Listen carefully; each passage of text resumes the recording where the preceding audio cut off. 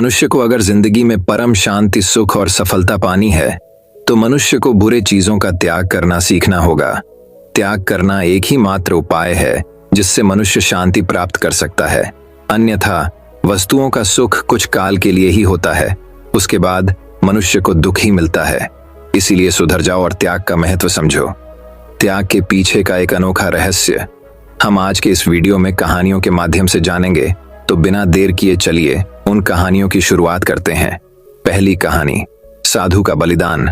हरे भरे पहाड़ों के बीच बसे एक शांतिपूर्ण गांव में एल्डर जिन नाम का एक श्रद्धेय भिक्षु रहता था। वह अपनी बुद्धिमत्ता, दयालुता और दूसरों की सेवा के प्रति अटूट समर्पण के लिए दूर दूर तक जाने जाते थे। बुजुर्ग जिन अपने दिन शांत मंदिर में ध्यान करने, ग्रामीणों की जरूरतों को पूरा करने और उनसे सलाह लेने वालों को मार्गदर्शन देने में बिताते थे। एक दुर्भाग्यपूर्ण दिन पूरे गांव में भयानक सूखे की खबर फैल गई, जिसने आसपास की कृषि भूमि को तबाह कर दिया है। फसलें सूख गईं, पशुधन कमजोर हो गया और ग्रामीणों को अकाल के खतरे का सामना करना पड़ा। अपने लोगों की भलाई के लिए हमेशा दयालु और चिंतित रहने वाले बुजुर्ग जिन जानते थे कि उन्हें इस संकट से निपटने में उनकी मदद करने के लिए कार्रवाई करनी होगी। बिना किसी हिचकिचाहट के एल्डर जिन ने एक निस्वार्थ निर्णय लिया जो उनके स्वयं के जीवन और उनके आसपास के लोगों के जीवन को हमेशा के लिए बदल देगा। उन्होंने घोषणा की कि वह उस पवित्र पर्वत शिखर की खतरनाक यात्रा करेंगे जहां जीवन का रहस्यमय फव्वारा स्थित है। किंवदंती थी कि जीवन के झरने के पानी में भूमि पर आशीर्वाद और नवीनीकरण लाने की शक्ति थी। एल्डर जिन की उद्घोषणा से ग्रामीण आश्चर्यचकित और चिंतित दोनों थे। पवित्र पर्वत शिखर तक की यात्रा जोखिम भरी थी। खड़ी चट्टानों, जंगली जानवरों और अप्रत्याशित मौसम से भरी हुई थी। कई लोगों ने भिक्षु को ऐसी खतरनाक खोज पर जाने से रोकने की कोशिश की, लेकिन एल्डर जिन अपने संकल्प पर दृढ़ रहे।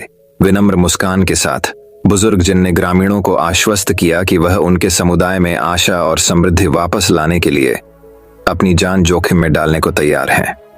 उन्होंने एक साधारण वस्त्र पहना, बहुत कम सामान पैक किया और अपने दिल में अटूट विश्वास के साथ अपनी यात्रा पर निकल पड़े। जैसे जैसे एल्डर जिन घने जंगलों से गुजरे, उफनती नदियों को पार किया और भीषण तूफानों का सामना किया, दिन हफ्तों में बदल गए और सप्ताह महीनों में बदल गए। रास्ते में उन्हें ऐसी चुनौतियों का सामना करना पड़ा जिन्होंने उनकी शारीरिक सहन शक्ति और आध्यात्मिक शक्ति की परीक्षा ली। फिर भी हर परीक्षण और संकट के दौरान एल्डर जिन अपने मिशन में दृढ़ रहे। उनका दिमाग अपने लोगों की भलाई पर केंद्रित था। अंततः एक लंबी और कठिन यात्रा के बाद एल्डर जिन पवित्र पर्वत शिखर पर पहुंचे। वह जीवन के झरने के झिलमिलाते पानी के सामने विस्मय में खड़ा था और अपनी रगों में ऊर्जा और उद्देश्य की लहर महसूस कर रहा था। अपने होठों पर कृतज्ञता की प्रार्थना के साथ बुजुर्ग जिन ने एक साधारण लौकी को धन्य पानी से भर दिया और गांव की ओर वापस जाना शुरू कर दिया। वापसी की यात्रा पहली यात्रा से कम खतरनाक नहीं थी, लेकिन एल्डर जिन का दृढ़ संकल्प और कर्तव्य की भावना कभी कम नहीं हुई। वह थकान और निराशा के बावजूद आगे बढ़ते रहे। उनके एकमात्र विचार अपने प्रिय समुदाय के लिए जीवन के झरने का अनमोल उपहार लाने पर केंद्रित थे। जैसे ही बुजुर्ग जिन अंततः गांव पहुंचे, ग्रामीणों ने हर्षोल्लास और अश्रुपूरित आलिंगन के साथ उनका स्वागत किया। उनकी वीरतापूर्ण यात्रा की खबर फैल गई थी और हर कोई उस चमत्कार को देखने के लिए केंद्रीय चौराहे पर इकट्ठा हुआ था, जिसे एल्डर जिन अपने साथ वापस लाए थे। स्थिर हाथ से एल्डर जिन ने जीवन के फव्वारे से सूखी धरती पर पानी डाला। जैसे ही तरल ने जमीन को छुआ, आशा और उपचार के शब्द बोले और देखो, ग्रामीणों की आंखों के सामने उजाड़ भूमि फिर से जीवंत होने लगी। फूल खिले, फसलें लहलहा उठीं और जो खेत कभी बंजर थे वे प्रचुरता के जीवंत नखलिस्तान में बदल गए। एल्डर जिन के बलिदान की गहराई और उनके निस्वार्थ कार्य की शक्ति को महसूस करते हुए ग्रामीणों ने विस्मय और श्रद्धा से देखा। उन्होंने कृतज्ञतापूर्वक अपना सिर झुका लिया। उनके हृदय उस भिक्षु के प्रति प्रशंसा और सम्मान से भर गए, जिन्होंने उन्हें निराशा से बचाने के लिए अपना सब कुछ जोखिम में डाल दिया था। इसके बाद के दिनों में एल्डर जिन ने त्याग और करुणा की सच्ची भावना का प्रतीक बनकर विनम्रता और अनुग्रह के साथ अपने समुदाय की सेवा करना जारी रखा। गांव एक बार फिर समृद्ध हुआ और भिक्षु की जीवन के फव्वारे की यात्रा की स्मृति आने वाली पीढ़ियों के लिए आशा और प्रेरणा का प्रतीक बन गई। और इसीलिए बड़े हित के लिए सब कुछ बलिदान करने वाले भिक्षु एल्डरजिन की कथा ग्रामीणों के दिलों में जीवित रही, जो उन्हें निस्वार्थ प्रेम की स्थायी शक्ति और एक व्यक्ति के दूसरों के प्रति अटूट समर्पण के परिवर्तनकारी प्रभाव की याद दिलाती है। तो दर्शकों, अब चलिए हमारे दूसरे कहानी की शुरुआत करते हैं। दूसरी कहानी हरे भरे जंगलों और बहती नदियों से घिरे एक खूबसूरत गांव के मध्य में मास्टर लियांग नाम का एक विनम्र भिक्षु रहता था। मास्टर लियांग अपनी बुद्धिमत्ता, दयालुता और निस्वार्थता की शक्ति में अटूट विश्वास के लिए दूर दूर तक जाने जाते थे। उन्होंने अपने दिन ध्यान करने, ग्रामीणों को मूल्यवान जीवन के सबक सिखाने और जरूरतमंद लोगों की मदद करने में बिताए। एक दिन गांव में भयानक सूखा पड़ा, जिससे फसलें सूख गईं और लोग भूखे मरने लगे। ग्रामीण हताश थे, अनिश्चित थे कि भोजन और पानी के बिना वे कैसे जीवित रहेंगे। मास्टर लियांग को पता था कि गांव को कुछ आपदाओं से बचाने के लिए बलिदान देना होगा। बिना किसी हिचकिचाहट के उन्होंने गांव के लिए पानी लाने के लिए इटर्नल स्प्रिंग्स के रहस्यमय पर्वत की खतरनाक यात्रा शुरू करने की पेशकश की। मास्टर लियांग की निस्वार्थ पेशकश से गांव वाले दंग रह गए। अनंत झरनों के पर्वत की यात्रा जोखिम भरी थी। जंगली जानवरों, विश्वासघाती चट्टानों और अप्रत्याशित मौसम से भरी हुई थी। कई लोगों का मानना था कि इस तरह की यात्रा में कोई भी जीवित नहीं बच सकता। मास्टर लियांग जैसे वृद्ध भिक्षु को तो छोड़ ही दें, लेकिन भिक्षु अपने संकल्प पर दृढ़ रहे। उन्हें विश्वास था कि उनके बलिदान से गांव में आशा और समृद्धि वापस आएगी। अपने अटूट विश्वास और चावल की एक छोटी थैली के अलावा कुछ भी नहीं लेकर मास्टर लियांग अनंत स्प्रिंग्स के पर्वत की अपनी यात्रा पर निकल पड़े। जब वह घने जंगल में गायब हो गया तो ग्रामीण चुपचाप देखते रहे। उसकी आकृति धुंध से ढके पहाड़ों में लुप्त होती जा रही थी। दिन हफ्तों में बदल गए और गांव वालों की उम्मीद टूटने लगी। कुछ का मानना था कि मास्टर लियांग दुर्गम जंगल में मर गए थे, जबकि अन्य इस विश्वास पर अड़े थे कि वह बहुत जरूरी पानी के साथ वापस आएंगे। जैसे जैसे दिन बीतते गए, सूखा गहराता गया और ग्रामीण कमजोर और अधिक हताश होते गए। जब सारी आशा खत्म हो गई, तभी जंगल की छाया से एक रहस्यमयी आकृति उभरी। यह मास्टर लियांग थे। उनका चेहरा थका हुआ था, लेकिन उनकी आत्मा अटूट थी। अपने हाथों में वह अनंत झरनों के पर्वत के शुद्धतम पानी से भरा एक छोटा लकड़ी का पीपा ले गया। मास्टर लियांग की वापसी को एक चमत्कार के रूप में मनाते हुए ग्रामीणों ने खुशी मनाई। उन्होंने पीपे से पानी पिया, जीवन देने वाले पानी से पुनर्जीवित और तरोताजा महसूस किया। हालांकि मास्टर लियांग ने समारोह में भाग नहीं लिया। वह जानता था कि उसका बलिदान अभी पूरा नहीं हुआ है। अपनी आंखों में आंसू के साथ मास्टर लियांग ने ग्रामीणों को संबोधित किया। मेरे प्यारे दोस्तों, जो पानी मैं आपके लिए लाया हूं वह स्वर्ग से एक उपहार है, लेकिन जीवन का सच्चा स्रोत आप में से प्रत्येक के भीतर है। ये मेरे माध्यम से नहीं है बलिदान दें, लेकिन आपकी एकता, प्रेम और करुणा के माध्यम से यह गांव एक बार फिर समृद्ध होगा। ग्रामीणों ने मास्टर लियांग की बातों को ध्यान से सुना। उन्हें उनकी बुद्धिमत्ता की गहराई और उनके बलिदान की शक्ति का एहसास हुआ। उन्होंने साथ मिलकर काम करने, एक दूसरे का समर्थन करने और उस सबक को कभी नहीं भूलने की कसम खाई जो भिक्षु ने उन्हें अपने निस्वार्थ कार्य के माध्यम से सिखाया था। उस दिन से गांव एक बार फिर से समृद्ध हुआ। इसके खेत फसलों से भरपूर थे, इसकी नदियां मछलियों से भरी हुई थीं और इसके लोग सद्भाव और प्रेम में एकजुट थे। मास्टर लियांग ने अपनी बुद्धिमत्ता और दयालुता से ग्रामीणों का मार्गदर्शन और प्रेरणा देना जारी रखा। उनका बलिदान हमेशा के लिए उनके दिल और दिमाग में अंकित हो गया और इसलिए मास्टर लियांग के बलिदान की कहानी आने वाली पीढ़ियों तक जीवित रहेगी, जो निस्वार्थता, करुणा और मानव हृदय की अदम्य भावना की शक्ति का एक कालातीत अनुस्मारक है। तो दर्शकों, चलिए अब हमारे तीसरे कहानी की शुरुआत करते हैं। तीसरी कहानी बलिदान की सिम्फनी। लिंडहर्स्ट के हलचल भरे शहर में अलेक्जेंडर नाम का एक प्रसिद्ध वायलिन वादक रहता था। कहा जाता है कि उनका संगीत जादू के समान था, जो सुनने का सौभाग्य पाने वाली हर आत्मा को मंत्रमुग्ध कर देता था। अपनी कला के प्रति अलेक्जेंडर का जुनून अद्वितीय था और अपने कौशल को निखारने के प्रति उनके समर्पण की कोई सीमा नहीं थी। एक दुर्भाग्यपूर्ण शाम, जब अलेक्जेंडर भव्य लिंडहर्स्ट सिम्फनी हॉल में प्रदर्शन कर रहा था, फ्रेडरिक नाम का एक अमीर व्यापारी उपस्थित था। अलेक्जेंडर के वायलिन से निकलने वाली धुनों से मंत्रमुग्ध होकर फ्रेडरिक प्रदर्शन के बाद संगीतकार के पास पहुंचे। फ्रेडरिक ने कहा, मैंने अपने पूरे जीवन में इतना उत्कृष्ट संगीत कभी नहीं सुना। मैं आपकी प्रतिभा हासिल करने के लिए कुछ भी कर सकता हूँ। अलेक्जेंडर इस तारीफ पर शालीनता से मुस्कुराया, लेकिन वह जानता था कि उसकी प्रतिभा कोई ऐसी चीज नहीं है जिसे खरीदा या बेचा जा सके। इसे वर्षों की कड़ी मेहनत, त्याग और अटूट समर्पण के माध्यम से विकसित किया गया था। अलेक्जेंडर ने उत्तर दिया, आपके शब्द दयालु हैं, लेकिन सच्ची प्रतिभा भीतर से आती है। हालांकि फ्रेडरिक इस बात का आदी नहीं था कि उसकी इच्छानुसार किसी भी चीज से इनकार किया जाए। अपने लिए अलेक्जेंडर का उपहार पाने के लिए दृढ़ संकल्पित होकर उसने एक ऐसा प्रस्ताव रखा जिसे अस्वीकार करना इतना आकर्षक लग रहा था। फ्रेडरिक ने प्रस्ताव रखा, मुझे अपनी कला सिखाने के लिए मैं तुम्हें एक अच्छी रकम दूंगा। आपके मार्गदर्शन से मैं अपने आप में एक उत्कृष्ट संगीतकार बन सका। अलेक्जेंडर झिझक रहा था, यह जानते हुए कि फ्रेडरिक को पढ़ाने के लिए समय और ऊर्जा के महत्वपूर्ण निवेश की आवश्यकता होगी। लेकिन जैसे ही उसने व्यापारी की उत्सुक आंखों में देखा, उसे वास्तविक जुनून की एक चिंगारी दिखाई दी, जिसने उसे एक संघर्षरत संगीतकार के रूप में अपने शुरुआती दिनों की याद दिला दी।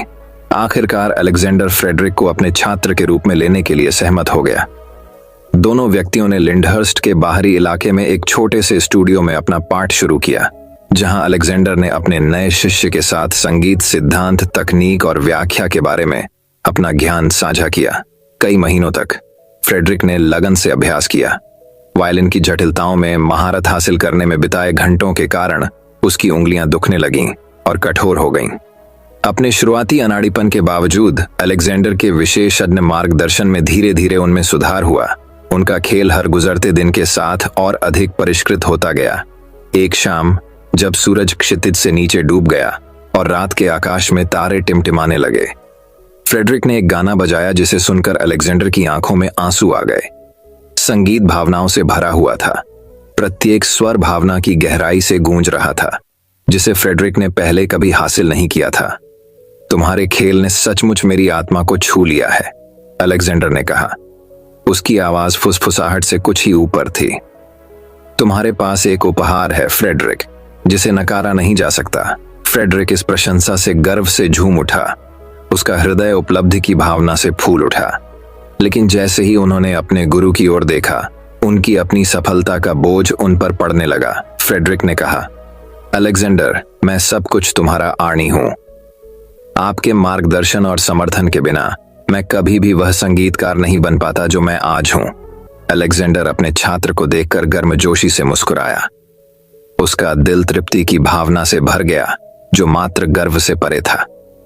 उन्होंने फ्रेडरिक की प्रतिभा को निखारने के लिए अपने समय और ऊर्जा के अनगिनत घंटे का बलिदान दिया था, और उस युवा को फलते फूलते देखना किसी भी धनराशि से कहीं अधिक बड़ा पुरस्कार था। जैसे जैसे साल बीतते गए, एक प्रतिभाशाली वायलिन वादक के रूप में फ्रेडरिक की प्रतिष्ठा दूर दूर तक बढ़ती गई। उनके प्रदर्शन ने निकट और दूर दूर से भीड़ खींची। फिर भी अपनी सफलता के बावजूद वह अलेक्जेंडर के प्रति अपना कृतज्ञता का ऋण कभी नहीं भूला, जिसने निस्वार्थ रूप से उसके साथ अपना उपहार साझा किया था। और इसलिए बलिदान की सिम्फनी बजाई गई। प्रत्येक नोट मार्गदर्शन, समर्पण और संगीत के परिवर्तनकारी जादू की स्थायी शक्ति का एक प्रमाण है।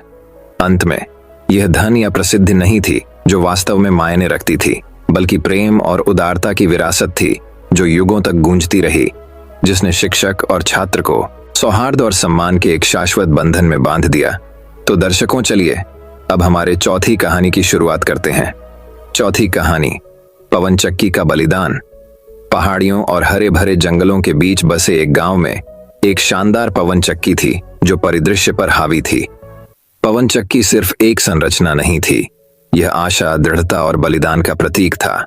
इसके ब्लेड पूरे गांव को आटा उपलब्ध कराने के लिए हवा की शक्ति का उपयोग करते हुए अथक रूप से घूमते थे। पवन चक्की के केंद्र में लुकास नाम का एक युवा मिलर रहता था। वह एक मेहनती और समर्पित युवक था जिसने अपने पिता के निधन के बाद पवन चक्की का काम संभाला था। लुकास को पवन चक्की बहुत पसंद थी, क्योंकि यह न केवल उसकी आजीविका थी, बल्कि एक विरासत भी थी जो पीढ़ियों से चली आ रही थी। एक दुर्भाग्यपूर्ण दिन गांव में भयंकर तूफान आया और पवन चक्की को उसके प्रकोप का खामियाजा भुगतना पड़ा। तेज हवाओं ने संरचना को तहस नहस कर दिया, जिससे इसकी नींव और मशीनरी को नुकसान पहुंचा। लुकास को पता था कि तत्काल मरम्मत के बिना पवन चक्की ढह जाएगी, जिससे गांव आटे के मुख्य स्रोत से वंचित हो जाएगा। पवन चक्की और गांव को बचाने के लिए दृढ़ संकल्पित लुकास मरम्मत के लिए आवश्यक सामग्री इकट्ठा करने के लिए निकल पड़ा। उन्होंने संरचना को मजबूत करने और टूटी हुई मशीनरी को ठीक करने के लिए दिन रात काम किया, अथक परिश्रम किया। ग्रामीणों ने लुकास के अटूट समर्पण को देखा और किसी भी तरह से उसकी मदद करने के लिए एकजुट हो गए। जैसे जैसे सप्ताह महीनों में बदलते गए, पवन चक्की धीरे धीरे एक बार फिर आकार लेने लगी। इसके ब्लेडों के घूमने की आवाज पूरे गांव में गूंजती है, जो आशा और समृद्धि के पुनरुद्धार का संकेत देती है। लेकिन जैसे ही लुकास ने पवन चक्की के जीर्णोद्धार में अपना दिल और आत्मा लगा दी, उसने अपनी भलाई की उपेक्षा करना शुरू कर दिया। उसके हाथ कठोर हो गए थे, उसकी आंखें थक गई थीं और उसकी आत्मा थक गई थी। एक दिन जब लुकास पवन चक्की के ऊपर काम कर रहा था, अचानक हवा का तेज झोंका आया, जिससे उसका पैर फिसल गया। वह किनारे पर लड़खड़ा रहा था। उसका दिल उसकी छाती में जोर जोर से धड़क रहा था, क्योंकि वह नीचे जमीन पर घूर रहा था। अत्यंत आतंक के उस क्षण में लुकास को अपने बलिदान की सीमा का एहसास हुआ। उन्होंने पवन चक्की को बचाने के लिए अपना सब कुछ लगा दिया था, लेकिन ऐसा करते समय उन्होंने खुद को नजरअंदाज कर दिया था। कांपते हाथ से लुकास रेलिंग की ओर बढ़ा और खुद को स्थिर करने में कामयाब रहा। जैसे ही वह वहां खड़ा हुआ, उसका दिल एहसास से भारी हो गया। उसकी आत्मा की गहराई से एक आवाज ने उससे बात की। इसने ज्ञान और आत्मज्ञान के शब्द फुसफुसाए, उनसे बलिदान के सही अर्थ को याद रखने का आग्रह किया। लुकास ने अपनी आंखें बंद कर लीं और गहरी सांस लेते हुए उस संदेश को ग्रहण कर लिया जो उसके भीतर गूंज रहा था। उन्होंने महसूस किया कि बलिदान का अर्थ केवल किसी बड़े उद्देश्य के लिए कुछ छोड़ना नहीं है, यह स्वयं के भीतर संतुलन और सामंजस्य खोजने के बारे में भी था। पवन चक्की उनके गांव के प्रति उनके समर्पण और प्रेम का प्रतिनिधित्व करती थी, लेकिन वह सिर्फ एक मिलर से कहीं अधिक थे। वह अपनी जरूरतों और इच्छाओं वाला एक इंसान था। नई स्पष्टता के साथ लुकास पवन चक्की से नीचे उतरा और ग्रामीणों को अपने चारों ओर इकट्ठा किया। विनम्रता और बुद्धिमत्ता से भरी आवाज में उन्होंने संतुलन और आत्म देखभाल के महत्व के बारे में बात की। उन्होंने पवन चक्की को बचाने के लिए किए गए बलिदानों को स्वीकार किया, लेकिन स्वयं और अपने आसपास के लोगों का भी पोषण करने की आवश्यकता पर बल दिया। ग्रामीणों ने लुकास की बातें ध्यान से सुनी। उनकी ईमानदारी और बुद्धिमत्ता से उनका दिल छू गया। उन्होंने महसूस किया कि सच्चा बलिदान केवल किसी बड़े उद्देश्य के लिए कुछ त्यागने के बारे में नहीं है, बल्कि इस प्रक्रिया में स्वयं का और दूसरों का सम्मान करने के बारे में भी है। उस दिन से पवन चक्की घूमती रही, जो बलिदान की शक्ति और आत्म देखभाल के महत्व की याद दिलाती रही। लुकास विनम्र मिलर गांव में प्रकाश की किरण बन गया, जिसने दूसरों को अपने जीवन में संतुलन और सद्भाव खोजने के लिए प्रेरित किया। और इसलिए पवन चक्की ऊंची और गौरवान्वित खड़ी थी। इसके ब्लेड हल्की हवा में घूम रहे थे, जो बलिदान की स्थायी भावना और स्वयं के भीतर सद्भाव खोजने की बुद्धिमत्ता का एक प्रमाण था। तो दर्शकों, चलिए अब हमारे 5वीं कहानी की शुरुआत करते हैं। 5वीं कहानी, बलिदान की प्रतिध्वनि। पहाड़ियों और सरसराते जंगलों के बीच बसे एक अनोखे गांव में एलारा नाम की एक युवा महिला रहती थी। अपने लहराते शाहबलूत बालों और सुबह की ओस की तरह चमकती आंखों के साथ एलारा उन सभी की प्रिय थी जो उसे जानते थे। वह अपनी अटूट दयालुता और असीम उदारता के लिए दूर दूर तक जानी जाती थी। ग्रामीणों से मिले सम्मान के बावजूद एलारा के दिल में एक भारी बोझ था। वह जीवन में अपना असली उद्देश्य ढूंढना चाहती थी, अपने छोटे से गांव की सीमा से परे दुनिया में बदलाव लाना चाहती थी। एक दुर्भाग्यपूर्ण शाम, जब सूरज क्षितिज से नीचे डूब गया, एलारा ने खुद से एक गंभीर प्रतिज्ञा की। वह जो अर्थ तलाश रही है, उसे पाने की उम्मीद में आत्मखोज और बलिदान की यात्रा पर निकलेगी। दृढ़ निश्चय और आशा से भरे दिल के साथ एलारा अपने गांव के परिचित दृश्यों और ध्वनियों को पीछे छोड़ते हुए अज्ञात की ओर निकल पड़ी। कई दिनों और रातों तक वह घने जंगलों को पार करती रही, उफनती नदियों को पार करती रही और ऊंचे पहाड़ों पर चढ़ती रही। हर कदम उसे अपनी खोज की प्राप्ति के करीब लाता रहा। रास्ते में एलारा को थके हुए यात्रियों, खोई हुई आत्माओं और मदद की जरूरत वाले लोगों का सामना करना पड़ा। बिना किसी हिचकिचाहट के उसने अपनी सहायता की पेशकश की, अपनी अल्प आपूर्ति साझा की और दुहक से बोझिल लोगों की बात सुनी। उनकी दयालुता और निस्वार्थता के कार्यों ने उनके रास्ते में आने वाले सभी लोगों के दिलों को छू लिया, जिससे उनके मन में आशा और प्रेरणा की छाप छूट गई। जैसे जैसे दिन हफ्तों में और सप्ताह महीनों में बदलते गए, एलारा की यात्रा उसे एक हवादार पहाड़ी के ऊपर स्थित एक भव्य महल के दरवाजे तक ले गई। महल एक एकांतवासी राजा का था, जो अपने कठोर शासन और अतृप्त लालच के लिए जाना जाता था। अपनी यात्रा के दौरान मिले ग्रामीणों की चेतावनियों के बावजूद एलारा को महल की ओर आकर्षण महसूस हुआ, जैसे कि उसका असली उद्देश्य इसकी उभरती दीवारों के भीतर छिपा हो। अपना सारा साहस जुटाते हुए एलारा महल के द्वार के पास पहुंची। उसका दिल उसकी छाती में धड़क रहा था। उसे आश्चर्य हुआ जब दरवाजा चरमराहट के साथ खुल गया और डूबते सूरज की सुनहरी रोशनी में नहाया हुआ एक भव्य आंगन दिखाई देने लगा। जैसे ही वह आंगन से गुजरी, एलारा को एक भारी उपस्थिति का एहसास हुआ जो उसकी हर गतिविधि पर नजर रख रही थी। एक ऐसी छाया जो प्राचीन रहस्यों और अनकहे सत्यों के बारे में फुसफुसाती हुई प्रतीत हो रही थी। महल के मध्य में एलारा ने राजा को सोने के सिंहासन पर बैठा पाया। उसकी आंखें ठंडी और हिसाब किताब कर रही थीं। बिना कुछ कहे उसने उसे आगे बढ़ने का इशारा किया।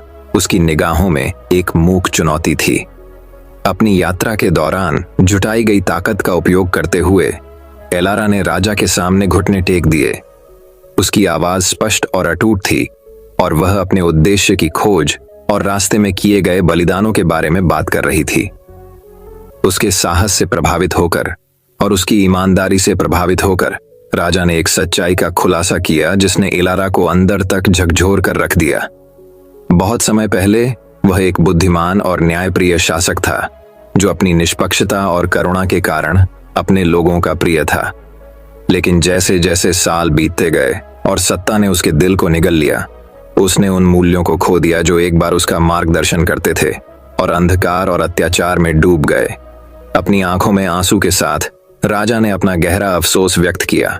सत्ता की खोज में उसने जो बलिदान दिया था, उसने उसे वह चीज खो दी थी जिसे वह सबसे अधिक महत्व देता था, अपने लोगों का प्यार और सम्मान। जैसे ही एलारा ने उसकी मुक्ति और क्षमा की कहानी सुनी, वह अपने दिल में जानती थी कि उसे क्या करना चाहिए। एक गंभीर संकल्प के साथ एलारा ने राजा को एक अतुलनीय उपहार दिया, क्षमा, समझ और करुणा का उपहार। निस्वार्थ बलिदान के उस क्षण में राजा के हृदय पर छाई छायाएं धुंधली होने लगीं।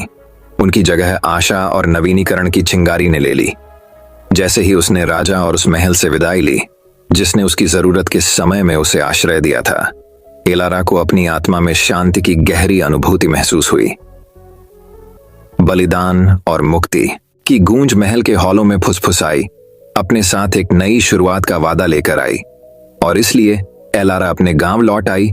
उसका दिल इस ज्ञान से रोशन हो गया कि सच्चा उद्देश्य भव्य इशारों या ऊंची महत्वाकांक्षाओं में नहीं, बल्कि व्यापक भलाई के लिए खुद को बलिदान करने के सरल कार्य में पाया जाता है। ग्रामीणों ने उनका खुली बाहों से स्वागत किया। उनका प्यार और प्रशंसा अंधेरे में एक प्रकाश स्तंभ की तरह चमक रही थी। इसके बाद के वर्षों में एलारा को बलिदान की प्रतिध्वनि के रूप में जाना जाने लगा। उनकी कहानी निस्वार्थता और प्रेम की शक्ति की याद के रूप में पीढ़ी दर पीढ़ी चली गई। और यद्यपि दुनिया छाया और चुनौतियों से भरी हो सकती है, एलारा की रोशनी लगातार चमकती रही और उन सभी के लिए मार्ग रोशन करती रही जो उसके नक्शे कदम पर चलना चाहते थे। और इसलिए प्रिय पाठक, एलारा और राजा की कहानी याद रखें और इससे मिलने वाली सीख पर ध्यान दें। सच्चा बलिदान इस बात से नहीं मापा जाता है कि कोई क्या त्याग करता है, बल्कि इससे मापा जाता है कि बदले में उसे क्या मिलता है। आशा की शाश्वत लौ जो उज्जवल रूप से जलती है, उन लोगों का हृदय जो भय के स्थान पर प्रेम, क्रूरता के स्थान पर करुणा और स्वार्थ के स्थान पर त्याग को चुनते हैं। तो दर्शकों, चलिए अब हमारे छठी कहानी की शुरुआत करते हैं। छठी कहानी, विलो वृक्ष का बलिदान। एक हरे भरे जंगल के मध्य में एक राजसी विलो का पेड़ खड़ा था जो अपनी बुद्धिमत्ता और ताकत के लिए जाना जाता था। इसकी शाखाएं खुली भुजाओं की तरह फैली हुई थीं, जो जंगल के भीतर रहने वाले प्राणियों को आश्रय दे रही थीं। विलो पेड़ की उन सभी लोगों द्वारा प्रशंसा और सम्मान किया जाता था जो इसके अस्तित्व के बारे में जानते थे। एक दिन ओलिवर नाम की एक युवा गिलहरी भारी मन से विलो पेड़ के पास पहुंची। उसे एक बड़ी जिम्मेदारी सौंपी गई थी जिसका भार उसके छोटे कंधों पर बहुत अधिक था। पूरा जंगल भयंकर सूखे का सामना कर रहा था और इसे बचाने का एकमात्र तरीका यह था कि कोई खुद को बलिदान कर दे ताकि बारिश फिर से हो सके। ओलिवर जानता था कि विलो का पेड़ जंगल का सबसे बुद्धिमान प्राणी था और उसने उससे सलाह मांगी। विलो पेड़ ने ओलिवर की दुर्दशा को करुणा और समझ के साथ सुना। एक पल के चिंतन के बाद विलो पेड़ ने सरसराती हुई पत्तियों की तरह नरम आवाज में कहा, मेरे प्रिय ओलिवर, बलिदान एक आसाकन विकल्प नहीं है, लेकिन कभी कभी यह अधिक अच्छे के लिए आवश्यक है। मैं खुद को समर्पित कर दूंगा ताकि जंगल एक बार फिर पनप सकते हैं। ओलिवर विलो पेड़ की निस्वार्थता से आश्चर्यचकित रह गया। उसने पेड़ से विनती की, लेकिन यह तुम ही क्यों हो? तुम इस जंगल का दिल हो और तुम्हारे बिना हम सब सूख जाएंगे। विलो पेड़ धीरे से मुस्कुराया और उत्तर दिया, कभी कभी प्यार का सबसे बड़ा कार्य दूसरों के लिए खुद को बलिदान करना है। मेरी जड़ें गहरी हैं और मेरी आत्मा हमेशा आपके साथ रहेगी, मार्ग, दर्शन और जंगल की रक्षा करेगी। जैसे ही सूरज क्षितिज पर डूबा, जंगल में सन्नाटा छा गया और जानवर विलो पेड़ के चारों ओर इकट्ठा हो गए। अपने प्रिय मित्र को विदाई देते समय उनकी आंखों में आंसू छलक पड़े। ओलिवर विलो पेड़ के नीचे खड़ा था। उसका दिल दुख से भारी था, लेकिन पेड़ के बलिदान के लिए कृतज्ञता से भी भरा हुआ था। अचानक एक मधुर मधुर गीत हवा में गूंज उठा और आसमान से बारिश की बूंदें गिरने लगीं। जब सूखी धरती ने जीवन देने वाला पानी पी लिया तो जानवर आश्चर्य से देखने लगे। विलो पेड़ ने अपना वादा निभाया और जंगल बच गया। जैसे जैसे बारिश होती रही, एक चमकदार रोशनी विलो पेड़ पर छा गई और वह रूपांतरित होने लगा। उसकी शाखाएं ऊपर की ओर फैली हुई थीं, आकाश तक पहुंच रही थीं और उसकी पत्तियां सूर्य के समान सुनहरी हो गईं। उस पल में विलो पेड़ अपने भौतिक स्वरूप को पार कर गया और जंगल की आत्मा बन गया, शाश्वत और हमेशा देखने वाला। जानवरों ने यह जानकर श्रद्धा से अपना सिर झुका लिया कि विलो पेड़ के बलिदान ने उन सभी को बचा लिया है। ओलिवर को अपने ऊपर शांति का एहसास हुआ, यह जानते हुए कि पेड़ की आत्मा हमेशा उसके साथ रहेगी और जरूरत के समय उसका मार्गदर्शन करेगी। और इसलिए विलो पेड़ और उसके बलिदान की कथा जंगल में पीढ़ियों तक चली गई, जो निस्वार्थता और प्रेम की शक्ति की याद दिलाती है। जानवर सद्भाव में रहते थे, यह जानते हुए कि वे विलो पेड़ की आत्मा द्वारा संरक्षित थे, हमेशा उन पर नजर रखते थे। कहानी का सार, कभी कभी बलिदान का सबसे बड़ा कार्य प्रेम और निस्वार्थता से उत्पन्न होता है।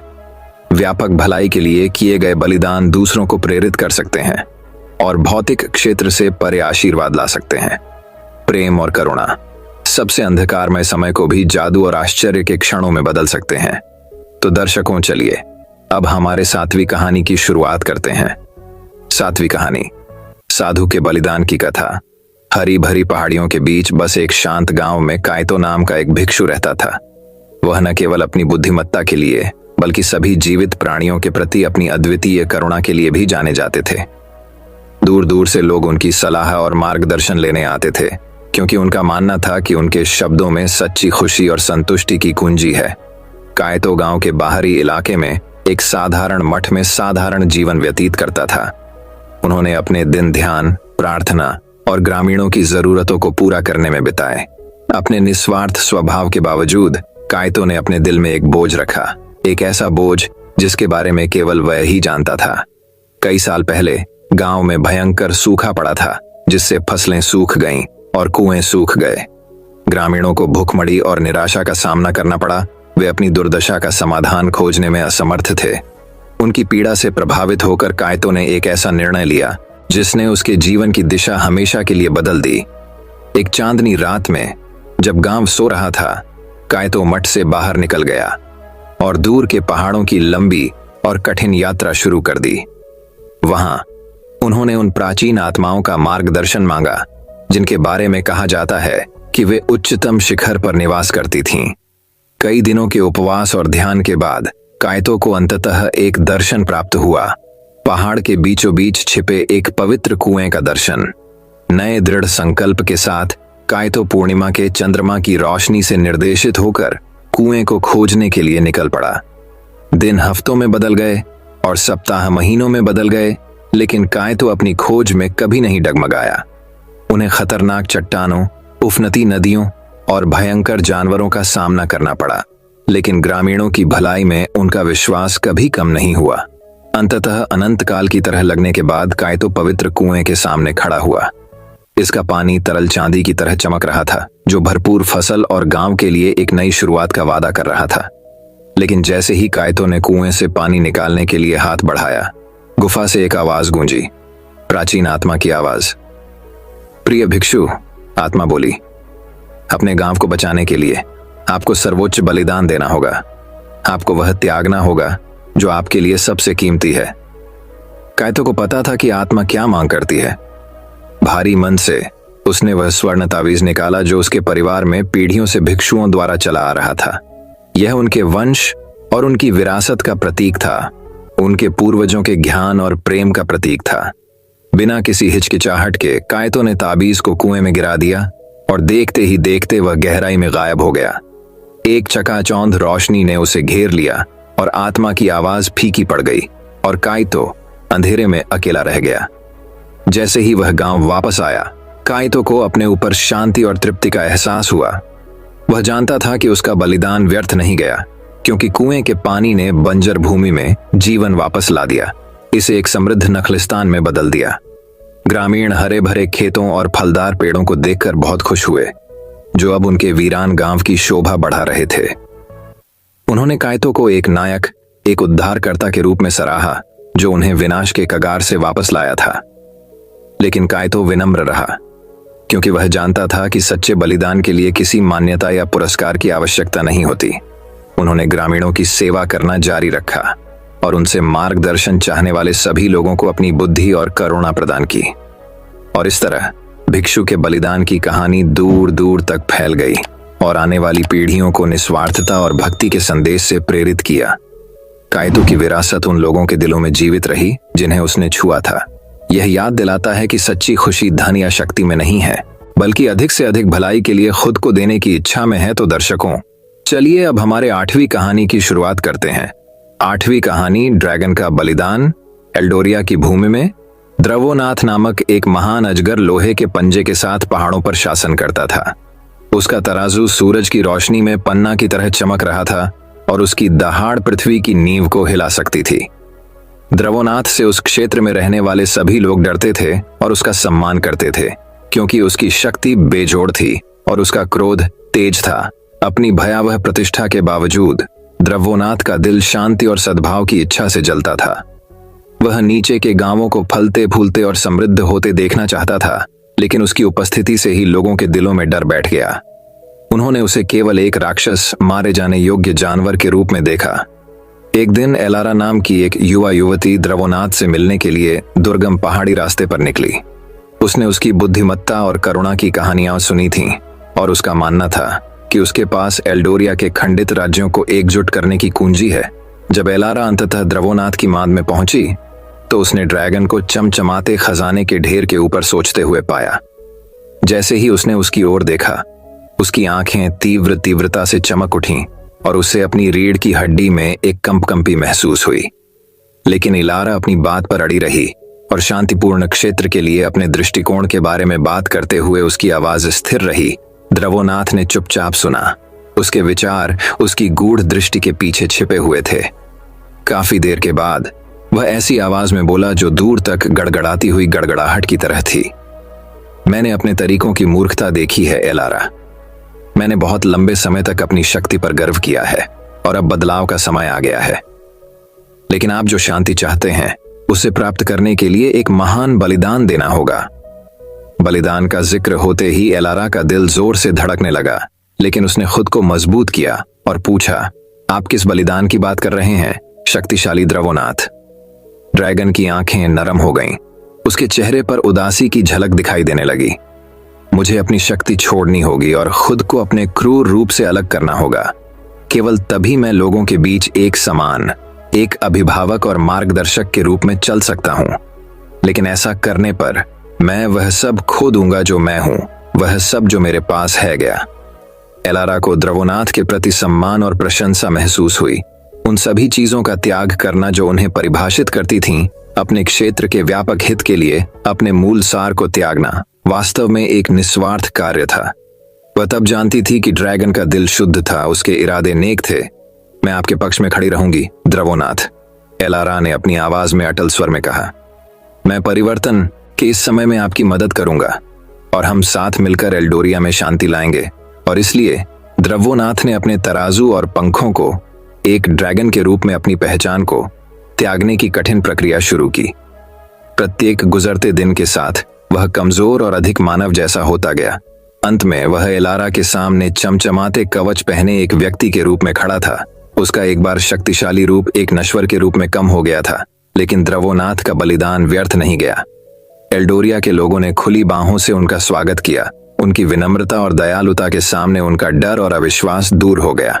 द्रव्योनाथ आशा और प्रेरणा का प्रतीक, एकता और शांति का प्रतीक बन गया। जैसे जैसे साल बीतते गए, एलारा और द्रव्योनाथ ने गठबंधन बनाने और पुराने घावों को भरने के लिए अथक प्रयास किया। उनकी दोस्ती का बंधन और भी मजबूत होता गया। एल्डोरिया के राज्य उनके बुद्धिमान और न्यायपूर्ण शासन के तहत फले फूले और भूमि समृद्धि और सद्भाव का स्वर्ण युग जानती थी। और यद्यपि द्रव्योनाथ ने वह सब कुछ त्याग दिया था जो उसे कभी प्रिय था, उसे क्षेत्र के संरक्षक के रूप में अपनी भूमिका में एक नया उद्देश्य और पूर्ति मिली।